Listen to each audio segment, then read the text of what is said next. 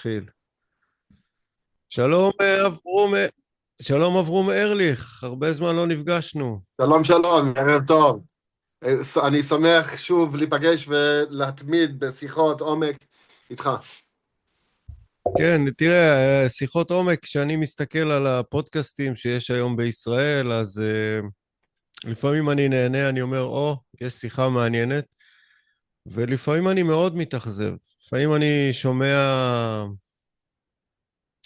ממש כאילו טיפשות, מישהו מדבר בטיפשות, בפנים מאוד רציניות. יש כמה מראיינים ברשת שקשה לי איתם. אבל זה חלק כן, מאוד הטיפשות הוא החוויה, כן. קודם כל לא לוותר, גם שאמרו לי לא לוותר, לא לוותר בגלל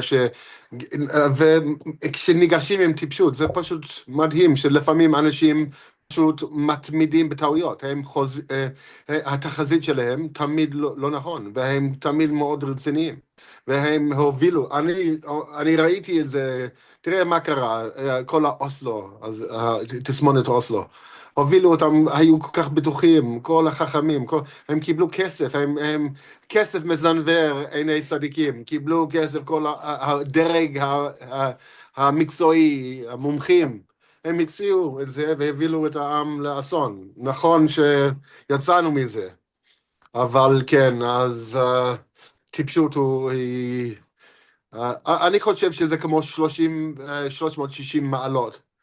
רואים, יש חלק שרואים וחלק שלא רואים, ויש אנשים שמדברים בחלק לא יודע, הם טועים, אז הם אולי לא רואים, אבל אנחנו צריכים להיעזר אחד לשני, זאת אומרת, אנחנו לא תמיד צודקים, אף אחד לא תמיד צודק, צריכים רק להיעזר אחד לשני, ושיש אימון, שהבליינד ספוט, המקום העיוור שלי אתה תראה, ובאימון תוכל לכוון אותי בחושך, ואני יכול אותו דבר אצלך, וככה אנחנו נפעל כקבוצה.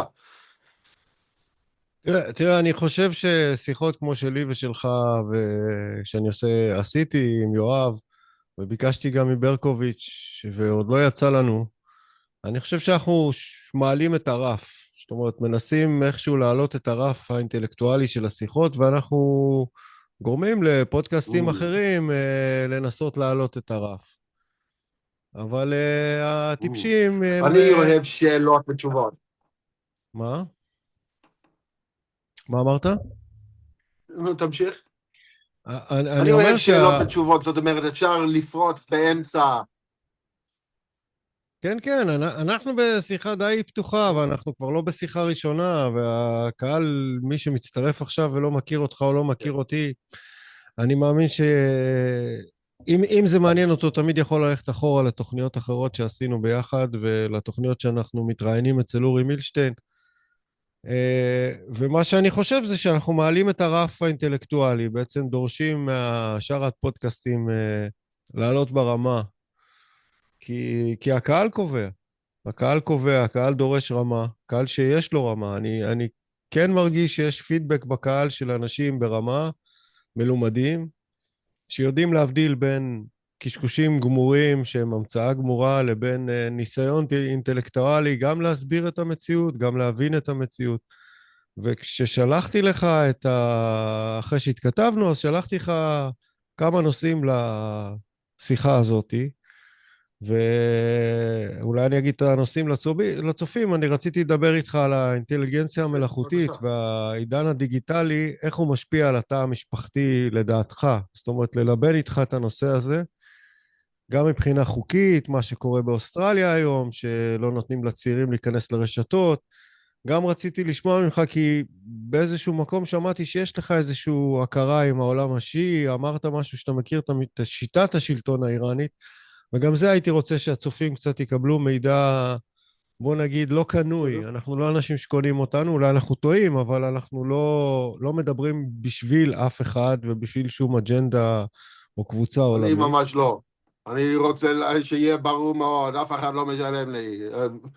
לא לדבר שאני חופשי, וזה מה שמאוד יקר, בגלל שאפילו אלה שעובדים במכונות באוניברסיטות, או במכון מימון למחקר, הם מקבלים כסף. מקבלים כן, כסף, כן. הם קנויים, אני כן, לא קנוי, וזה זה מאוד יקר המצב הזה. כן, אז תראה, ירון, אתה העלית 3-4 נקודות, אני לא אזכור אותם כולם, אז אולי פשוט נלך נושא. אז נתחיל, אם אמרת על המצב של המשפחה בעידן הבינה המלאכותית, כן. אז אולי נדבר על זה קודם. אז בסדר. אז קודם כל, נעשה 10 דקות לכל דבר, כמה אה, תייעד לכל נושא. בוא נתחיל עם בסדר, אז האינטליגנציה נתחיל המלאכותית. עם זה. בסדר. אז קודם כל, אני רוצה לשאול אותך שאלות קודם, גם על הנושא הזה, גם לחדד, ומה שחשוב בשיחת עומק, שאנחנו נגיע להסכמות, ואז על בסיס ההסכמות נוכל עוד לבנות ולבנות ולעשות, בגלל שאין טעם לחזור לאותן השאלות, צריכים להתקדם. אז קודם כל אני חושב שהנחת יסוד, אני הייתי רוצה להזמין אותך להסכים איתי, שאנחנו, כל אדם יהיה לו סופר אינטליג'נס, כלי עזר, בינה מלאכותית שהופך אותו לגאון על. זה כבר קורה, וזה יקרה, וכל בן אדם יהיה סופר אינטליג'נט. אני בטוח בזה. אז אתה מסכים איתי? אני מסכים איתך. עד לפני שנה זה היה בלתי אפשרי. כן. עד לפני שנה הדבר הזה היה בלתי אפשרי. אני אמרתי את זה כבר לפני 6 שנים, אני קראתי לזה כלי עזר כנגדו, פיתחתי שיטה סביב לסופר אינטליג'נס אישי, כלי עזר שעוזר ומקשר, עושה את כל, ויש לו אישיות שונות, מקשר אותך, ממפה אותך מול מידע, ממפה אותך מול מה אתה רוצה, ממפה אותך מול מה אנשים אחרים בסביבה שלך יודעים או מכירים או כאלים, מכל הקשרים שלך עם כל יכולות המידע. אז זה כבר היה ברור לי, אבל זה היה בלתי אפשרי, לא האמינו. אני ראיתי את זה, זה היה ברור לי, אבל עד לפני שנה, אבל עכשיו כבר כולם, לא יהיה מחלוקת, אני לא חושב שאנשים מבינים שיש להם סופר אינטליג'נס, השאלה היא, אז אתה שואל על המשפחה. אז, ועל בינה מלאכותית וסופר אינטליג'נס, קודם כל, מצב של מורה, של מכוון, של מדריך, של משעשע, של בידור, כבר של אופרה, של מוזיקה, הכל זה כבר מהטלפון, זה לא, הרעיון של חינוך, הוא משנה לחלוטין את הגישה למידע, ספריות. אני ביליתי את כל הזמן שלי בספרייה. אני לא צריך ספרייה יותר. אני יכול רק... לא צריכים לתכנת, לא צריכים לחיות ליד תחבורה ציבורית, בגלל שתחבורה ציבורית הוא הנגישות שלך לספרייה, או למקורות מידע, לאוניברסיטה, לחכמים, לקהילה. יש כל קהילות. אז כל הרעיון הזה, הוא צריך לקחת בחשבון בחשיבה מחדש את הרעיון של המשפחה עם בינה מלאכותית. אני טוען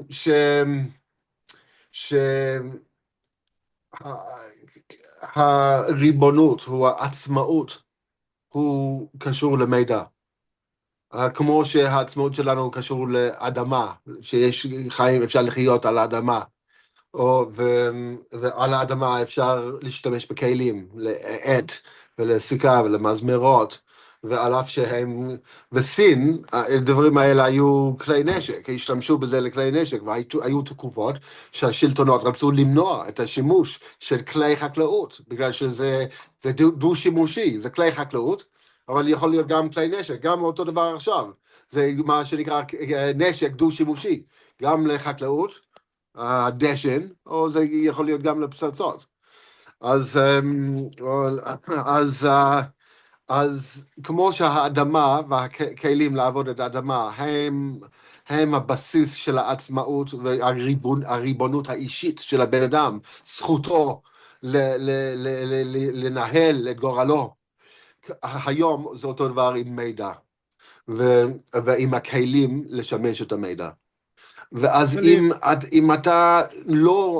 אם אתה לא משתמש בזה בתוך המשפחה, המדינה מפקיעה את כל הריבונות שלך. אתה נותן להם לנהל. אז זה מפקיר, זה לחלוטין ההפך. ההפך מהכיוון הנכון. זה, אנשים לא מבינים, שחושבים שאולי המדינה לא...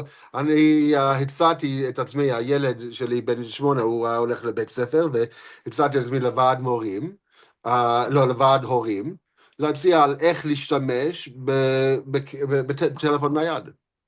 איך שילד, איך לחנך ילד על הטלפון הנייד, אבל היה קונסנזוס בבית ספר, אין, ילד לא משתמש בנייד, לא משתמש בנייד בבית ספר, זה מגוחך לדעתי, מה לא משתמש, מחנכים אותה, הכלי הכי חשוב שמקנה להם עצמאות מודיעינית, וכלי שימוש בנשק, את כל העוצמה, כל הריבונות שלהם, את כל האמצעות העצמאית שלהם, את כל היכולת שלהם לנהל את גורלם, הם מפקיעים, לא מפקיעים, הם לא מפקיעים בגלל שאין להם רשות להפקיע, הם משכיחים, הכל שכוח, הם מעלימים, זה עלום. ואז גם הצעתי את זה להורים, וכולם, יש אומרים שלא, לא, זה צריכים כמה שאפשר להרחיק את הילד מהטלפון עד כמה שרחוק, ואמרו מצטטים כל מיני אנשים שמרחיקים את הילד מהכלי. אני לא עושה זאת, אני נתתי לילד, הייתי גם בתחת חקירה, בגלל שהייתי משמורן על ילד קטין, מאז שהוא בן 2, זאת אומרת, הייתי צריך להפוך את המדינה, וללכת למרכז קשר לשנתיים תחת פיקוח ולהדרכה הורית במשך שנתיים תחת פיקוח שבאו וזה, והייתי צריך להצדיק את עצמי. למה אני מאמין שהילד צריך להיות עם כלי נייד? אני אמרתי, הוא צריך להיות עם כלי נייד, זה היה הדרך שלי, אחת להרבה סיבות, אבל אני דרשתי, היו תלונות נגדי, שאפשרתי לילד להיות עם נייד. אני, אבל אמרתי קודם, אני רוצה אז, כן? אני רוצה לחדד את הגישה, אני, כן. לחדד את הגישה שלך.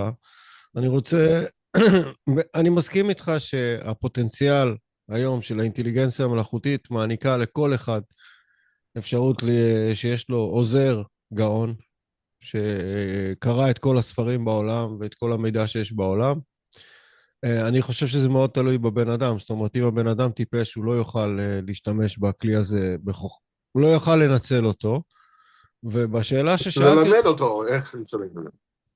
אה, ובשאלה ששאלתי אותך על בעצם מה שאני ראיתי, שהעולם הדיגיטלי פרץ את גבולות החוק. בעצם ברגע שהאינטרנט הפך להיות לדבר בקרב כל החברה, לא רק מי שגאון במחשבים וידע איכשהו להתחבר לרשת, כולם התחברו לרשת. ומרגע שכולם התחברו לרשת, בוא נגיד, אפשר להגיד בשנת 2000 בערך זה התחיל, האינטרנט עבר על החוק. הוא פשוט דרס את החוק. אני יכול לתת כמה דוגמאות שהן פשוטות, פורנו למשל. עד האינטרנט פורנו היה מוגבל, אסור היה להציג לקטינים פורנו, או לאפשר להם לקנות פורנו, ופתאום הפורנו מגיע עכשיו גם לקטינים, ואני אשתמש בפורנו בתור כאילו הסימן הזה של מה מותר ומה אסור, למרות שיש עוד הרבה דברים שהאינטרנט חצה את הגבולות, ובעצם ביטל את החוק. החוק לא קיים מאז האינטרנט, ועכשיו הגיעה האינטליגנציה המלאכותית. קודם כל, ביטול החוק זה לא, ביטול החוק זה לא, מה, החוק הזה הוא בלתי, זה לקוי, חוקים לקויים, ביטול החוק זה לא רציני, אבל החשיפה של ילדים לחומרים פוגעניים, או שיכולים להשכיח את הרגשות, או יכולים להוביל אותם לעולמות, או לדרכים שלא רצויות, או לחינוך, זה נכון, אבל החוק משתנה, אני לא הייתי, אתה מודאג על העברה על החוק? החוק הוא צריך להעביר את החוק מהעולם. תראה, רוב החוקים הם מיושנים. תראה, אני, כל החוקים בספר החוקים, 80% מהם מיושנים. הם ממש מגוחכים. תראה, אני אנסה עוד יותר רובם. לחדד, אני אנסה עוד יותר לחדד את הנקודה. בעצם הרבה מאוד אנשים שמגדלים ילדים בישראל באים בטענות למדינה שהיא גוזלת מההורים את הזכות הלגיטימית לדעתם להגן על הילדים שלהם. זאת אומרת, המדינה בשם הליברליות, מאפשרת לילדים שלהם, של הורים שמתנגדים, לעבור חינוך שלא על פי דעתם. זה הולך בשתי הכיוונים, אם זה אנשים אני מסורתיים. מסכים עם זה, אולי לסיבות שונות, אני מסכים, אני חושב שהמדינה פושעת נגד הורים, אבל נראה, אני שומע, הסיבות שלך הן שונות מהסיבות שלי, אז נשמע אותך. אני לא מדבר על הסיבות שלי, אני מדבר על הסיבות של המשפחות. זה יכול להיות לבוא משני הכיוונים, זה יכול להיות משפחות מסורתיות שלא רוצות שהילדים שלהם ייחשפו לחומרים ליברליים, וזה יכול להיות משפחות ליברליות שלא רוצות שהילדים שלהם ייחשפו לחומרים דתיים, מיסיונרים וכולי. ו... מה, אז אתה מדבר על הטלפון, או אתה מדבר על ביחס לטלפון, או ביחס אני ל-AI, או מגיע, למה? אני מגיע לאינטליגנציה המלאכותית, אבל אני מתחיל מאיפה שאנחנו נמצאים כרגע. גם ככה המדינה חצתה את הגבולות ומפרה את מה שנתפס אצלנו בחברה כסטטוס קוו, ועכשיו מגיעה האינטליגנציה המלאכותית, והאינטליגנציה המלאכותית היא מאפשרת הרבה מאוד כלים, ואני אקח דווקא את הגישה ההפוכה. יבואו הורים ויגידו, הורים למשל בקהילה החרדית, ויגידו לא, אצלנו יש טלפון כשר, ולכן לילד אין נגישות לאינטליגנציה מלאכותית, הוא לא יכול דרך הטלפון לקרוא את כל הספרים של העולם, לא את אפלטון, לא את כל מיני דברים שנחשבים, ואז תבוא המדינה ותגיד לחרדים, לא, לא, לא, לא, אסור לכם בשם החוקים הדמוקרטיים הליברליים, למנוע מהילדים מלהשתמש באותן יכולות של אינטליגנציה מלאכותית. לצורך הדוגמה. אפשר להיכנס לך באמצע השיחה, תחזור כן, על זה, כן, אני במקרה תיכנס, כתבתי בוודאי. למועצה להשכלה גבוהה, כתבתי להם על הצעה שלי על חינוך לחרדים. אני כתבתי שני ספרים על חרדים, קהילה חרדים וחרדית, ואני מתעניין בטיפוח, ואפילו לא ברפורמה, אלא בפיתוח ופריחה של העדה החרדית. לדעתי, העדה החרדית הולכת להיות התקווה הגדולה של ישראל. שהוא יעבור שינויים מהירים עם טכנולוגיה מתקדמת שהיא נקייה מפגמים של העולם הליברלי. זאת אומרת שייתן להם כלים ממשיים, לא מסננות כזה, לנזות בצבע הליברלית. אז זה יהפוך אותם לכוח על, לחברות על, יש להם כל המאפיינים של קבוצות על, שאם היו מתקשרים אחד עם השני, היו ממנפים את הכישרונות אחד לשני, היו בקהילות, הבינה המלאכותית האישית, אני קראתי לזה, אפשר בינה מלאכותית כשרה, אני קראתי לזה עירוב. לעשות עירוב, כמו שיש עירוב סביב לעיר, שעושה מזה כפר או מקום סגור, כזה הרשות היחידה כזה, שכולנו ביחד, היו יכולים לשאת, לסחוב, להרים, להעביר מאחד לשני, שזה לא, זה אותו רשות. אז אותו דבר לעשות סוג של רשות מלאכותית, לחרדית, זאת אומרת, כל הדברים הכשרים שמותר להם, ושאפשר לכלול, וזה יכול להיות פיקוח. הרי מאגר מידע הוא הריבונות, הוא העצמאות, הוא החוויה. הכל, אוקיי, יש חוויה גופנית, אבל גם אז החרדים חייבים, אני גם הצעתי לבתי כנסת, אני שכל רוצה בתי להפריע לך. הגניזה, כמו שהיה גניזה, אני שצריך להיות מעבדות מידע בכל בתי כנסת, וכל זיכרון, לכל משפחה, ולכל הקהילות. וכל הגנטיקה של יש ילדים, יש סבא, יש ילדים, יש נכדים, יש ילדים חדשים, כל הפרטים שלהם, כמו שיש בספר, בקיר, בבית הכנסת, את האורות, את הבנות, יזכור, את השמות של האנשים שתרמו, ואת הזיכרון, צריך לעשות את זה בקהילות. ומשפחות לקהילות, ובסוף של דבר ייזכר גם את השלשלת, את האנשים, את הפרטים, את השמות, את היחסים, את הניסויים, את את הצאצאים, אבל גם את הגנטיקה, וגם דיגיטלית את הזיכרונות, תמונות, יהיו כזה מוסדות לשמירה על זיכרון המשפחתי והקהילתי של כל האומה, בכל מיני מקומות, וזה ייכנס למאגר מידע, שיכול להיות גם כמו בית דין, זה כמו מאגרים של בית דין, אבל אני חושב שהמדינה היא צריכה לא להשתלח על המאגר המידע, להשתמש בה רק בשביל המודיעין או בשביל הצבא, אלא לאבטח את זה ולאפשר כלי הנגשה לכל פרט למידע ולאפשר מדידה של המידע לשביעות רצון של כל פרט. זהו, אני יודע שזה נשמע, אני חוזר על זה כל הזמן, ואנשים אומרים שאני חוזר על זה כמנטרה, אבל זה לא מנטרה, זה נוסחה. שאחרת המדינה הולכת, או גופים זרים משתלטים על העצמאות שלנו. אז לדעתי חייב לאפשר למשפחה, לבנות את המשפחה על הבינה מלאכותית. אני קורא לזה כלי עזר כנגד. זה כמו לא טוב אדם לבדו, ככה אלוהים כותב, שיהיה לו עזר כנגדו, שיהיה לו אישה. אבל כל בן אדם צריך עזר כנגדו בעולם הזה.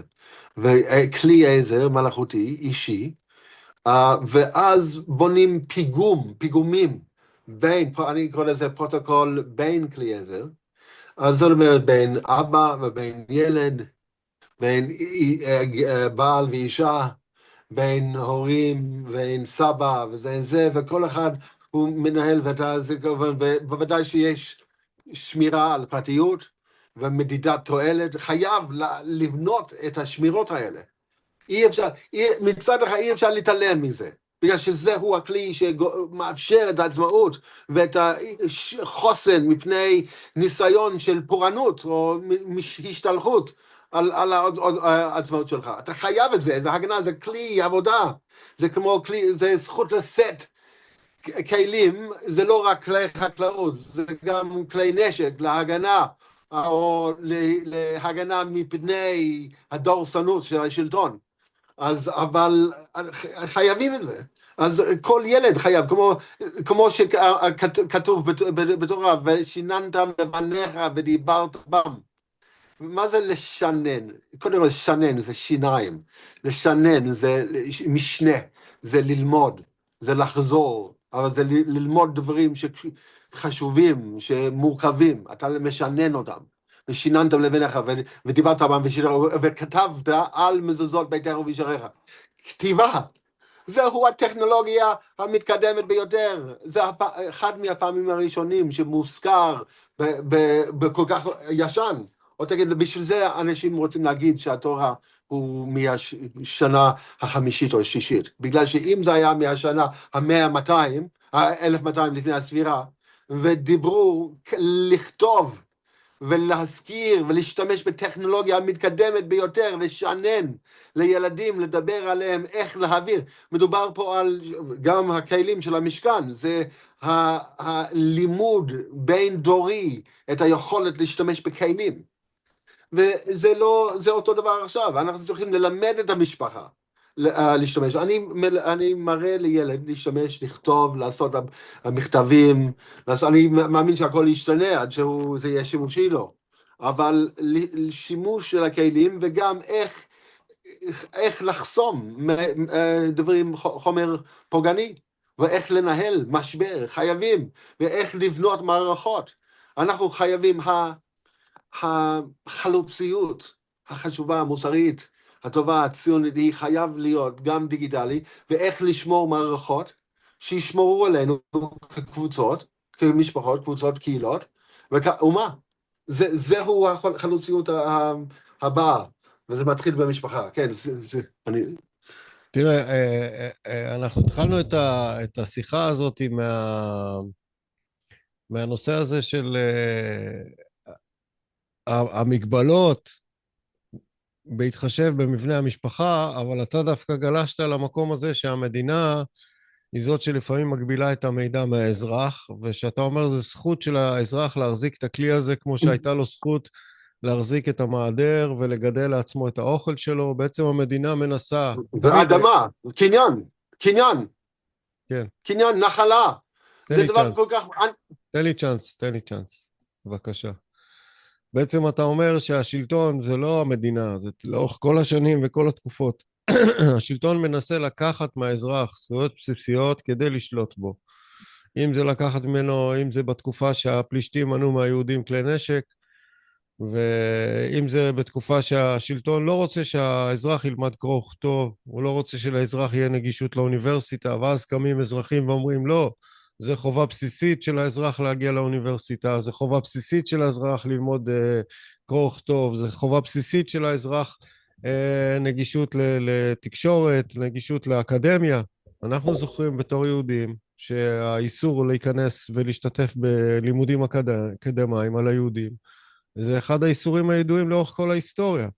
תמיד היו מנועים מאיתנו או מקצועות מסוימים או לימודים מסוימים, ובזה אני מסכים איתך. אני לא מסכים שלמדינה יהיה שום אחיזה על הדבר הזה שנקרא אינטליגנציה מלאכותית, אבל פה מתחילה בעיה, כי אתה בא ואומר שאתה מצפה מהמדינה שכן תאכוף חוקים מסוימים. זאת אומרת שכן תסדיר את האינטליגנציה המלאכותית ותאפשר לאזרחים להגיע לאינטליגנציה מלאכותית. אתה בעצם מצפה שהמדינה תהיה זאת שתשמור על הזכות של האזרח, בזמן שאני תמיד רואה את השלטון כן. כן, תדייק את אני הנושא הזה. מבין, יש לי חששות שלך על המדינה גם, אבל המדינה זה לא הוא... חששות, זה היכרות. זה היכרות שלי עם גם המדינה. היכרות, כמובן, כמובן, אבל אנחנו צריכים כמה שירותים בסיסיים של מדינה, למשל לבנות תשתיות, לבנות כבישים, או לבנות מאגרי מים, או לבנות איך אומרים, תחנות חלל, או את הגרעין, איך אומרים, המחקר גרעינית. דברים, תוכניות כבדות ושצריכים, זה לא דברים שקבוצה קטנה יכולה לעשות לבד, היא צריך הרבה מורכבות. ואז אנחנו צריכים איזושהי, הלשון מדינה מלשון דין. צריך איזשהו סדר דין. מה זה דין? זה פרוטוקול, זה אלגוריתמות. זה סדר של חוקים צפויים מראש, אנשים גרים. הבעיה היא שהמדינה יותר מדי רוצה להשתלט ולהשתמש, אז צריכים את הבקרות על הנטייה של דין, של מדינה, לתפוס, לרצות יותר ממה ש... אז בשביל זה אני הצעתי סוג של מאזן, 10 רשויות של המדינה, אז שאחד יאזן את השני, אבל המדינה, אנחנו צריכים חוקים, אני לא חושב שיש רק אנשים, יש אנשים שחושבים שלא צריך חוקים בכלל? אתה מסכים שצריך חוקים בסיסיים שמנהלים אותנו, שנוכל למנף את היכולת הבין אישי שלנו? אני חושב מה אתה אומר? אני חושב שכמו בטבע, נוצר סוג של מתח בין אינדיבידואלים. זה לא אומר שבין בני אדם, אני אומר, בין בן אדם לחתול יש מתח מסוים. כל אחד שומר על הגבולות שלו, לכל אחד יש לו כלי התגוננות, ונוצר איזשהו גבול. ובעצם ככל שהחברה גדלה, ממשפחה לשבט לחמולה,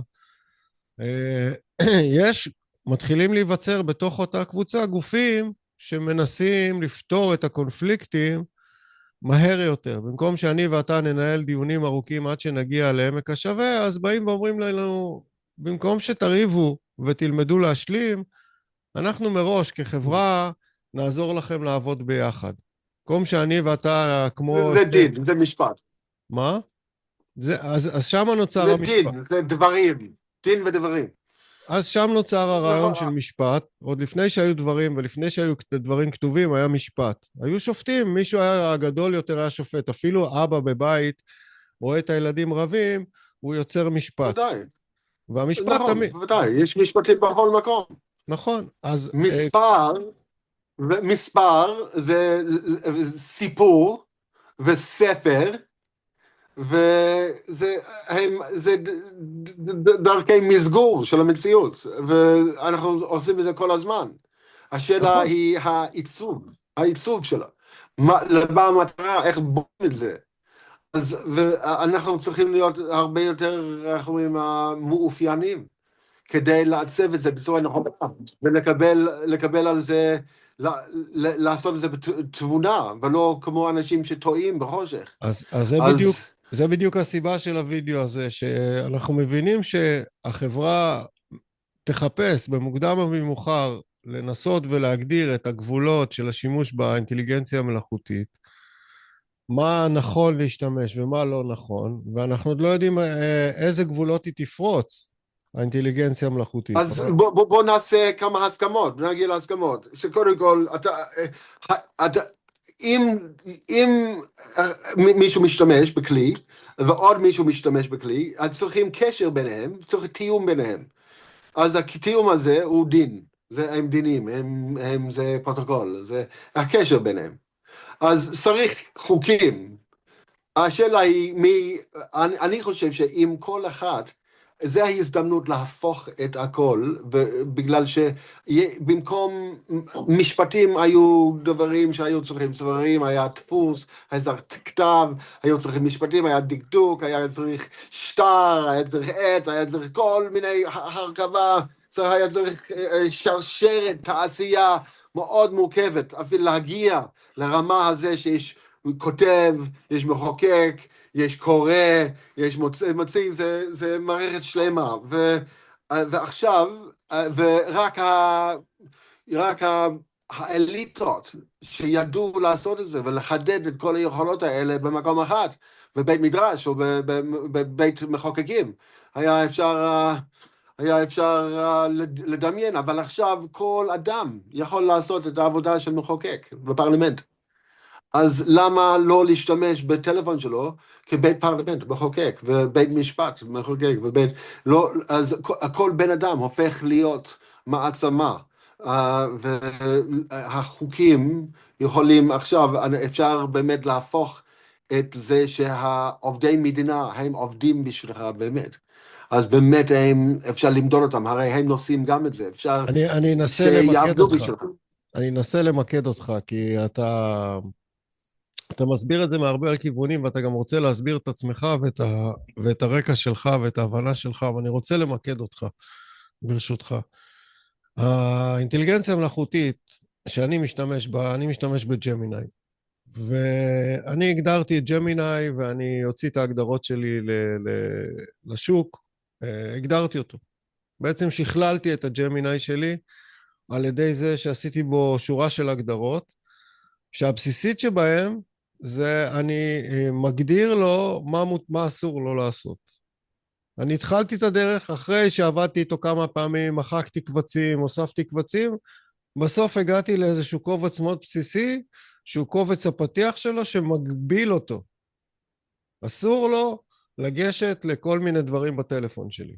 כי ה-AI בעצם יש לו יכולת לפרוץ גבולות. אז אסור לו לגשת, ואחרי זה יש לו כל מיני הנחיות מה הוא צריך לעשות, איך הוא צריך לתעד את השיחות שלנו, שלי ושלו, כדי שלא כל פעם אני אצטרך לחזור על כל השיחה מחדש כדי להגיד לו על מה דיברנו. אני גם מלמד אותו תנ"ך וקוראן וברית חדשה. עכשיו, מה זה מלמד אותו? הרי קרא את הכל, יש לו את הכל נגיש, אבל להוציא משם את אותם אנקדוטות כמו שאני אוהב, שאני אוכל לשוחח איתו כאילו אני משוחח עם עצמי, אז אני יוצר אצלו איזשהו בנק של וקטורים. ואני אוציא את זה לשוק, את ה-L2 הזה שאני בונה, וכל אחד יוכל להשתמש בדבר הזה. מה אני מנסה להגיד לך? הכוח שלי להגדיר את האינטליגנציה המלאכותית הפתיע אותי. הכוח שלי והצורך שלי להגדיר אותו ולהגביל אותו. עכשיו, כמו שאתה אומר, האליטה במוקדם או מאוחר תבין את הדברים האלה. המזל שלנו שמדובר בטכנולוגיה מאוד מתקדמת ורוב האליטה מפגרת, אז הם עדיין לא מבינים על מה מדובר. אבל כשהם יתחילו להבין על מה מדובר, הם יגבילו את האינטליגנציה המלאכותית, ייקחו לעצמם את הכוח. הגבילו, לא, יש הגבלות כבר, אני מרגיש כבר. הם לא נותנים, יש הגבלות על הגישה. אני מרגיש את ההגבלות כרגע רק בנושאים של... כל הזמן עכשיו יש הגבלות. יש, נכון. זה נורא, אז אני מתחיל להתאכזב, אני התלהבתי מהרעיון, כמה חודשים הראשונים. אז מה שאני רוצה לשאול אותך בשביל הקהל, ויש לנו דקות אחרונות לוידאו הזה, אם היה לך את הכוח להחליט, לכתוב כחוק, כסוג של אמנה של האזרחים, האם היית מעניק לשלטון את הזכות להגביל את האינטליגנציה המלאכותית? ממש לא, מה זה לא של השלטון, הבינה, הוא שייך לאדם, כל פרט, הוא נשמר בבנקים, במאגר שהמדינה בונה, בגלל שאדם לא יכול לשים את זה בחדר שלו, הוא צריך אוקיי, את אז המאגר המידע, אבל יש לו גישה ישירה עליה, המדינה אז אין לו, זה לא שייך למדינה. בהמשך לשאלה הזאת, האם אתה היית מגביל את השימוש של הבינה המלאכותית מהבן שלך? האם אתה היית נותן לו ללמוד איך להכין פצצות ולשרוף את השכונה בעזרת הבינה המלאכותית? בשביל זה צריך מורה ומדריך, בשביל זה הולכים לבית ספר, ללמד איך להשתמש. אני מלמד את הילד שלי איך לרצות, אני אומר, צריך לדעת מה אתה רוצה, ואז איך אתה מגיע למה שאתה רוצה, איך אתה אוקיי, חותר. אז זהו, אתה מפנה אותי לעולם של הדרכה, כמו שקיים בלא מעט קהילות. אתה אומר, בוא נדריך את הצעירים איך ללכת בדרך, לנצל את הכלים לטובתם ולטובת החברה, אבל באיזשהו מקום אנחנו... לרצות, כן, קודם כל לרצות, לדעת מה רוצים, ואז מפעילים את כל מה שיש להם לכיוון הרצונות שלהם. ואז זהו. אז ככל שירצו דברים שונים, הם ידעו איך לבנות את הכלים הנכונים, הראויים, בשביל הרצונות שלהם. אני חושב שזהו, ואיך אומרים, ללמד נער לפי דרכו, אבל אז לא להגביל, אלא לפתח, וצריך מורה ללמד אנשים איך לרצות דברים טובים, אנשים טועים הרבה, הם רצים אחרי דברים, אני לא אומר, אני לא מתנגד, שירוצו אחרי מה שרוצים, אבל צריך הכוונה לדעתי, זהו המקור ההכוונה, איך אז להתפלל, איך להתפלל. יש לנו פה איזשהו מבנה, כן, שאתה כאבא בעצם, אם אני שם אותך כאבא, זה דומה לכאילו אני שם אותך בעמדת האליטה. כמו שהם רואים את עצמם כאילו הם אבות החברה שלנו ואנחנו הילדים שלהם, הלוואי והיו מתייחסים אלינו כאילו אנחנו אנחנו כולנו הילדים שלהם. אליטה, אנחנו אז אליטה, כל אבא כרגע, או כל ראש בית או כל זה. כרגע בזמן הנוכחי אני ואתה אליטה, כי אנחנו הכי הרבה מבינים את עולם האינטליגנציה המלאכותית, החברה והתרבות התנ"כי שבה זה קורה. יותר מהאליטה, כי אני פגשתי אנשי אליטה והם מפגרים.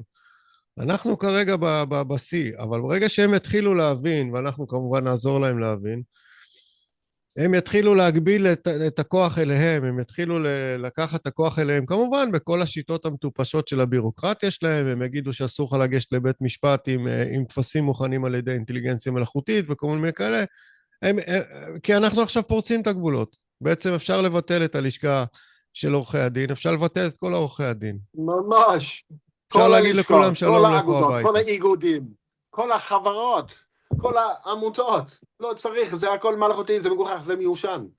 זה טוב, אז צריך אלגוריתמה, פרוטוקול. תראה, נגמר לנו הזמן לשיחה הנוכחית, אז אני חושב שלפחות